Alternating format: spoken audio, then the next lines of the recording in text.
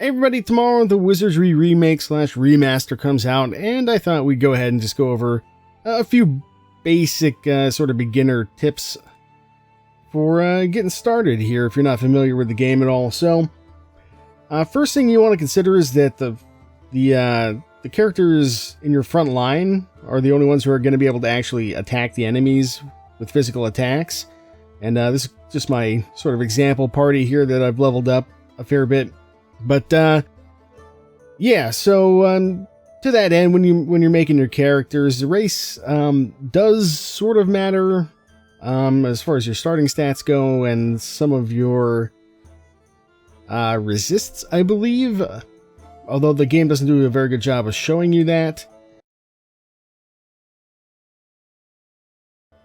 But yeah, if we just go ahead and make a character here, so the first thing you'll notice is like you're going to have 12 attribute points, 10 attribute points, 9, 8, 10. So it's always the same per race. But if you go in to your old school options here and change your starting attribute points to random roll, this is what it was in the original Wizardry game, you'll find that a lot of the time you can make more powerful characters. Like, look at that. 20 attribute points, that's a pretty rare roll. There's kind of like a chance for an average roll and then like a high roll. You can get up to 29 points if you're extremely lucky. But yeah, if I just hit left control here, or even just double click on the dice here, you'll see we can re-roll. And a lot of the time we get less than the 12 or the 10. But if you want to make a more powerful starting character, you can kind of cycle through things until you get more points, basically, which will let you do some interesting stuff. For example, if we make a gnome here, you can see these are the classes that you can start as, theoretically, if you roll high enough. So if we want to be like a fighter, you can slap on 4 points of strength, and there you go. We've unlocked fighter as a possibility for this character. You do get more stats as you level up, but then there's kind of like some advanced classes like Bishop and Samurai. They require a little bit more stat investment than these four here. And in particular, you can see Samurai requires quite a bit. Now, we don't have enough stat points with this particular role, but it is possible to start as a Samurai. We're one short. And you might be wondering, well, okay, why would we ever want to be a Samurai? What's the point? Well, so like the fighter, mage, priest, and thief are all kind of like your core classes. The bishop, and again, like I don't think the game ever tells you this, but the bishop can cast mage and priest spells. They start with mage spells, and then as they get a little bit higher level, they start learning priest spells as well. Whereas the samurai is kind of like a hybrid between a fighter and a mage. So at level, I think 4, they start learning mage spells. But when you're making your party and considering your front line here, you definitely want to have like a samurai or a fighter, because they get more attacks as they level up. I think around like level 5 they start getting an extra attack, whereas none of the other classes here do. So that's really important to consider. There are a couple other classes that you can get that aren't listed here because you can't roll high enough to get them. That's the Lord, which is kind of like a mix between a priest and a fighter, and then the Ninja, which is kind of like a fighter who can do a little bit of thief stuff, I guess is the best way to put it. Alright, I do want to just cut this in real quick. You really want to have a thief in your party, because they are the only ones who can reliably disarm chests should they be trapped. So if we just inspect this, there is a spell that you can use to inspect, but that uses valuable magic points. But he's got a pretty good chance to figure it out. So he's pretty sure there's no trap. But if there was, none of these other characters are really going to have a very good chance to disarm. And chests are going to be your kind of like your main source of, or one of your main sources of income. So you really want to be able to open them. And then traps can be pretty nasty. So yeah, definitely highly recommend having a thief, even though they are kind of dead weight in combat. Yeah, being able to open chests is pretty important. You can also get items and stuff out of chests from time to time. So yeah, pretty valuable character to have when you're making your party. Alright, back to the regularly scheduled video. I'll let you kind of discover those a little bit on your own, but I will say that the thief has to be evil. So if we can confirm these attributes here, so that the ninja rather has to be evil, and the lord has to be good.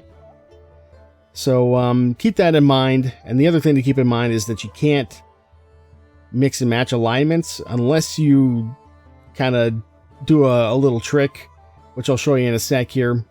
But let's go ahead and we'll just finish making this character. And yeah, it doesn't really matter what we do here. Okay, so just yeah, some thoughts for character creation there. You can also change classes as you level up and get more stats. So if we inspect one of our higher level characters here, like Nimali, she's a good halfling priest right now. But if we go to edit character instead of inspect and click on her, we can change a few things here, but one of them is class. And you can see there we go, there's our other two classes that we can select potentially. So if I wanted to, I could make her go from priest to like being a mage. We do that, and you can see it resets all of her stats basically down to her racial minimum. So class changing is generally good, but you do need to be aware of that, and also just that it'll age your character. And basically, once characters start getting like really old, they have a higher chance to lose stats when they level up. And characters can die of old age. Like, I think it's if your vitality drops to 2, I think the character just dies. So probably not something you're going to have to worry about most of the time, but just something to be aware of. Alright, so I think that's all I wanted to say just about kind of general character creation thoughts to get started here. The other thing is, if we enter the maze, I'll show you the little trick. If you absolutely must have an evil character mixed in with your good characters, or vice versa, what you can do is come into the maze, and then we'll camp here. And we come over here and return to town. So these guys are going to be hanging out in the maze. This is a game where you can have multiple parties, and you may want to. Because if characters die in the maze, you can send in a second party to go recover the bodies and equipment and everything, and possibly get people resurrected up at the temple there. I don't have anybody in my party, so I can't visit it. But if we go to the tavern, I come over here, we can add in this evil guy that we just made. And then get back into the maze here. And so basically we had to travel to the square that we left our characters on. In this case, we left them right here on this starting square. So if we go to camp, and go to add to party, you can see down here in the old school UI all the characters that are kind of sitting here. But yeah, now we can add all these people to the party, basically. There we go. And there you go. So everybody's in the party now. And I don't know if there are any long-term consequences to doing this, as far as mixing and matching your evil and good characters, but it seems to work just fine. In this my little test that I've done. And this is something that was in the original game as well, I believe, which this game is running on top of. But yeah, nobody's left the party. Everything seems to be fine. So, yeah, just something to keep in mind. Now, if you try to reform your party, like by going to the inn, you may run into some issues. Or not, sorry, by going to the tavern, rather. You may run into some issues here if you try to like add or remove people. But otherwise, yeah, so you can have an evil character with the good characters by doing that. So yeah, just as far as getting started in the maze here, I'm not going to show you too terribly much. let you figure most of this out on your own, but just right over here to the right, you can find yourself a room, and usually this square here will have an encounter on it. Also, by the way, old Axe did make it into the final release. Oh, we got a little bit of a fight here. Also, let me show you something else, I guess. So, aside from the fact that we just got surprised there, which is unfortunate, it's possible to stack buffs and debuffs in this game. So if I just have these guys parry, so this guy's got a bunch of spells. If we cast darkness on these guys, this will give them an AC penalty of 2. I'll have you parry, and then I'll have you come over here, and we'll have you cast this Blessing and Zeal spell, which will give us an AC bonus.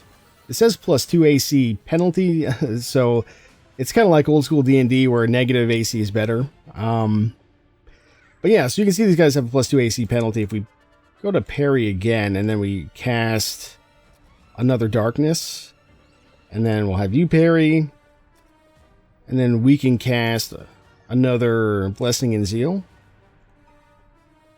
can see our AC improved again, and their AC got worse again. This will be useful for one other sort of spoilery thing that I'll show you. I'll warn you ahead of time. Yeah, so that's something to keep in mind for harder fights.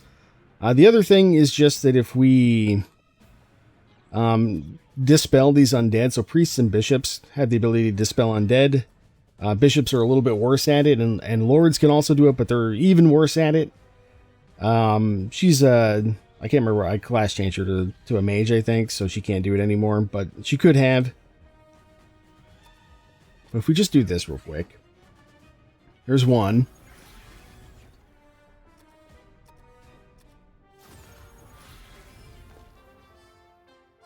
Yeah, so when you dispel enemies, you don't get any XP for those enemies.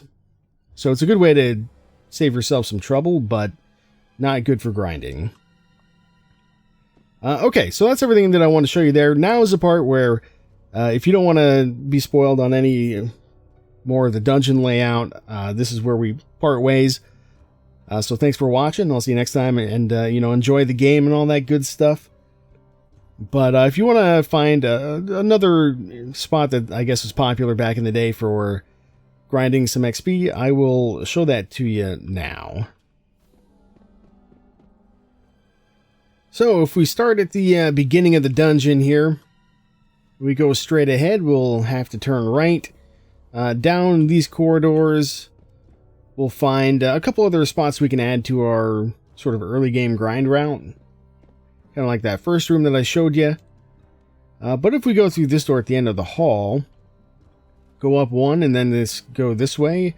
Again, yeah, spoilers for, early game dungeon stuff, level 1 stuff anyway. We'll keep going forward to the end of this hallway.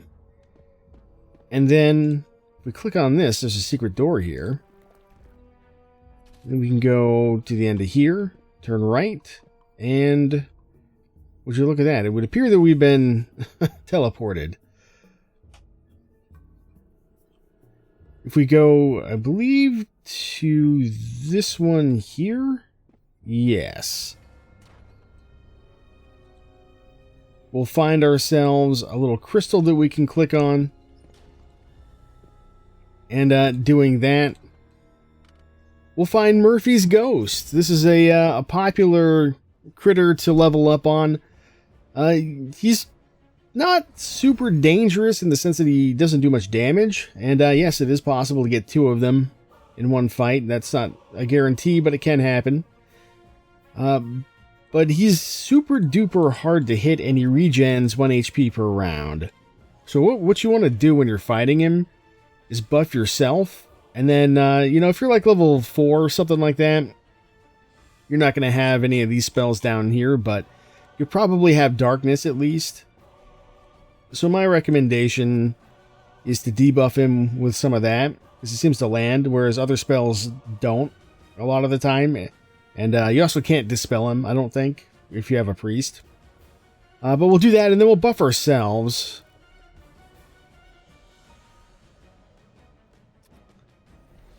Because, yeah, he doesn't do any funny business. He just attacks for 2 damage at a time.